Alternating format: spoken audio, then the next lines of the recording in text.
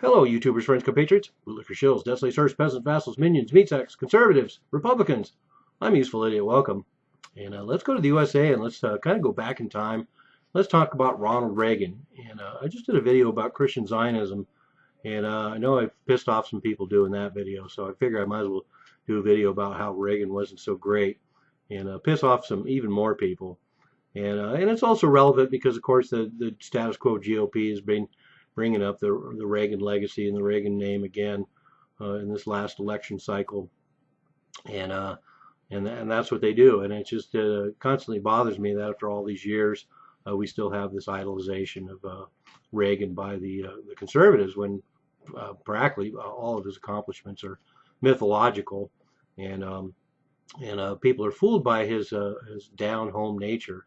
And that's one of the things that does appeal about Ronald Reagan. I have no doubt that he was actually a good person, but a good person doesn't necessarily have a moral and good presidency. And we saw that with Reagan and the Reagan years and all the support of Latin American death squads and the Iran Contra affair and all kinds of things. So anyway, but that said, I know people are very charmed by Reagan, and he was a very charming president. They're fooled by that a lot. By Bill Clinton is charming and he fooled people, and Bush was charming in his way and he fooled people, and Obama is charming in his way and he fooled people, and Reagan was certainly no exception. And he has some stirring moments. Some of those speeches he gave in the 1960s, mid 60s, were really stirring and had a lot of great ideas. And as usual, a lot of this rhetoric sounds really good, but then when you get into office, things change. And as governor of California, he promised no new taxes, and then they have the largest tax increase in California history.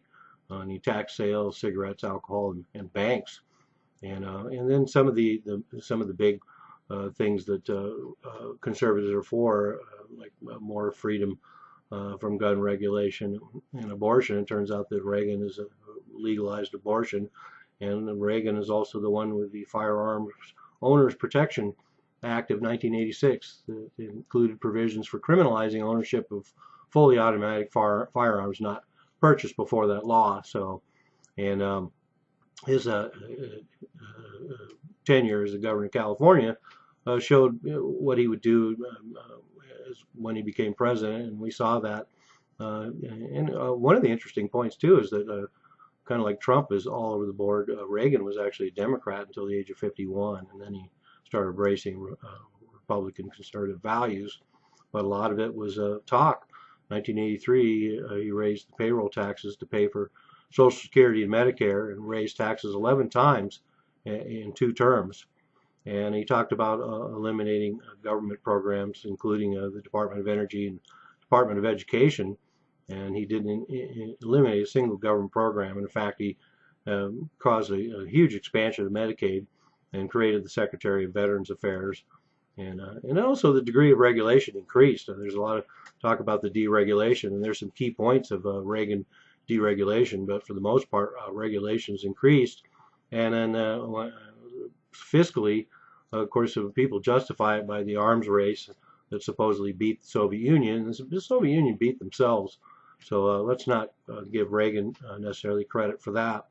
But the national debt tripled from $907 billion to $2.6 trillion. Of course, that's nothing by today's standards. By the time, a gargantuan increase. And in fact, the government has 1 million less employees now than when Reagan was in office. So the smallest government in the United States of recent history was under Bill Clinton. He managed to make government a little bit smaller, but government is still 1 million less than what we had during the Reagan era in the 80s. So fairly bloated government, because we seem to be getting along all right with 1 million less people. Another thing that conservatives always champion, is being tough on immigrants, and yet conservatives not only forget that Reagan legalized abortion and put gun restrictions, but in 1986 he also granted an amnesty to 3 million illegal immigrants. So not exactly a conservative icon, all in all. And then also we have all the scandals, and people always forget that. I always look at the Bush administration and all the Bush administration crimes, and then I look at all the crimes in the Obama administration. They seem so corrupt, and yet I can go back to the Reagan administration and people's short memories and talk about the Iran-Contra affair, which of course is well worth going into detail somewhere else. It's big enough for its own video, so I won't go into it here. But anyone with any sense knows that Reagan should have been impeached for the Iran-Contra affair, and also the documents now that have come out since then that have been declassified show that Reagan and all the players that were involved knew about the whole thing all along, in spite of all the denials. And the Reagan administration had the most individuals and convictions of any president, 138, so pretty corrupt. And we're talking about a lot of people that were fairly high up the ladder, including Edmund Meese, the Attorney General, who's indicted in some of these scandals, and 3 succeeding Attorney Generals refused to investigate him, so that's something that never changes.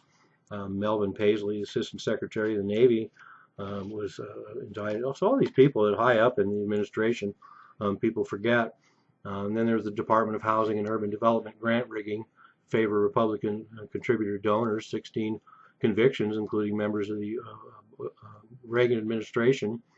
The EPA scandals, multiple EPA scandals, the Inslaw business affair scandal, the lobbying scandal, the savings and loan crisis and scandal, the 747 banks failing and 1,000 people going to jail, Operation Ill Wind with the investigation into military contracts and corruption and fraud, which I've done numerous videos on military waste and military industrial complex and this corruption, which still goes on incidentally now, obviously on a huge scale, in spite of all these scandals during the Reagan administration. Another one was the WedTech scandal involving bribery for Defense Department contracts, DebateGate, same irregularities about how the debates are handled, and that we still see to this day. No surprise there as well. And then you go into all the supposed advantages of the Reagan era and this mythology created. And there's an article from Mises from that period in 1988 that goes into these things in detail, and that's without even that much hindsight. And we find out that, for example, the deficits were $200 billion in 1984, and the longest budget deficit in U.S. history at the time, the largest budget deficit in U.S. history at the time, and the national debt limit ceiling, of course, kept getting raised, which has become a real hot point politically over the last couple of years, and yet we saw that again, once again, the deficit ceiling being raised over and over again during that period. Government spending, the mythology about Reagan cutting back government spending. 1980 was the last year of the Carter administration. They spent $591 billion. 1986, Reagan came in and spent $990 billion by the time Reagan was president, and 68% increase.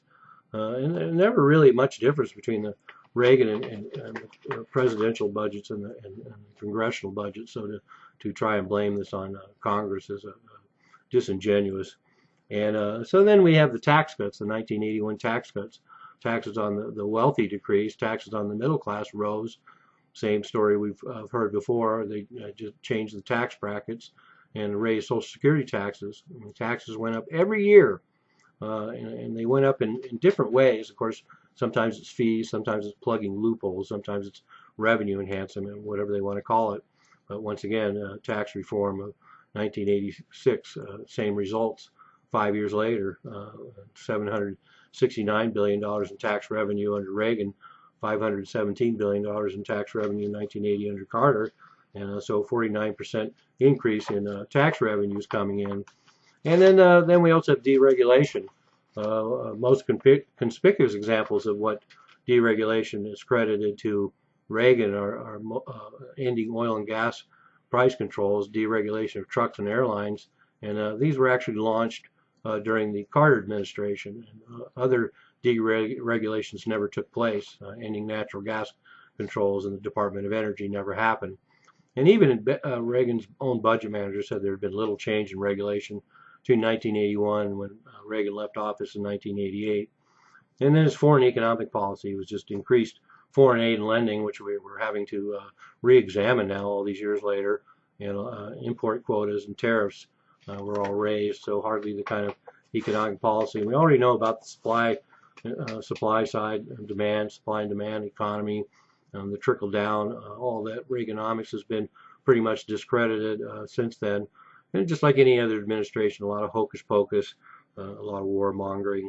And then there's even that infamous episode where Reagan was involved in delaying the release of the hostages. So they say Tehran and Iran holding the hostages was part of the downfall of Carter not getting reelected, not to mention the failed rescue attempt, but that Reagan and his cronies arranged to have the delay of the hostages, and so that Carter wouldn't get elected.